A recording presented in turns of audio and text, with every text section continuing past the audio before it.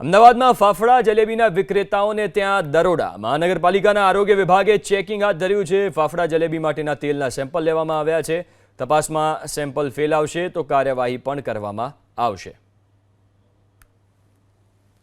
નવરાત્રિનો તહેવાર હોય કે દિવાળીનો તહેવાર હોય, ગુજરાતીઓની સવાર ફાફડા અને જલેબી સિવાય થતી નથી અને આ જ ફાફડા જલેબીની ગુણવત્તાની ચકાસણી કરવા અમદાવાદ મ્યુનિસિપલ કોર્પોરેશન દ્વારા ખાસ કરીને લોકોના આરોગ્ય સાથે ચેડા ન થાય તેના માટેના તમામ પ્રયત્નો કરવામાં આવે છે। આપ જોઈ રહ્યા છો કે દશેરાના એક દિવસ પહેલાં એમસીની હેલ્થ વિભાગની ટીમો પહોંચી છે, તેલની ગુણવત્તા ચકાસવામાં આવી છે, ત્યારબાદ ફાફડા જલેબી સહિતના સેમ્પલો લેવામાં આવી રહ્યા છે અને તે સેમ્પલોનું પરીક્ષણ કરવામાં આવશે।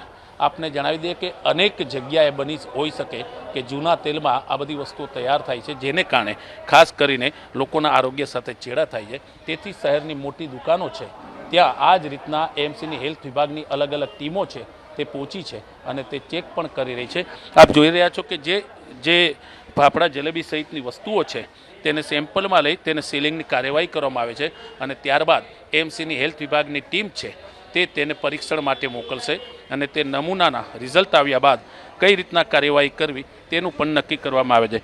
ખાસ કરીને આપને તે બતાવવાનો અમે પ્રયત્ન કરીશું કે અમદાવાદ શહેરમાં આમ જોવા જાય તો દશેરાને દિવસે લગભગ 10,000 કિલોથી વધારે ફાફડા જલેબીનું વેચાણ થાય છે અને તે વેચાણ બાદ ખાસ કરીને કહેવાય કે માત્ર દુકાનો નહીં પણ શહેરમાં અલગ અલગ કાઉન્ટરો લાગે છે। લોકો ફાફડા જલેબીની સાથે દશેરા અને નવરાત્રિનો તહેવાર પણ ઉજવે છે અને તેથી જ શહેરીજનો સાથે કોઈ પણ પ્રકારના આપને જણાવી દો કે આરોગ્યના ચેડા ન થાય તેના માટેની એમસીની હેલ્થ વિભાગની ટીમો દ્વારા ચેકિંગ કરવામાં જોઈ રહ્યા છો કે અત્યારે પણ અહીંયા ફાફડા એટલે કે જે ગુજરાતની ઓળખ છે તે ફાફડા બની રહ્યા છે। અહીંથી આ જ તેલમાંથી તમામ નમૂનાઓ લેવામાં આવ્યા છે અને નમૂના લીધા બાદ હવે તેને સીલિંગની કાર્યવાહી પણ કરવામાં આવી રહી છે। તો શહેરના અલગ અલગ વિસ્તારમાં પૂર્વ અમદાવાદ હોય કે પશ્ચિમ અમદાવાદ હોય તે તમામ જગ્યાએ અત્યારે આ પરીક્ષણની કાર્યવાહી ચાલુ છે। કેમેરામેન કુનાલ ભાવસાર સાથે ભૌમિક વ્યાસ, એબીપી અસ્મિતા, અમદાવાદ।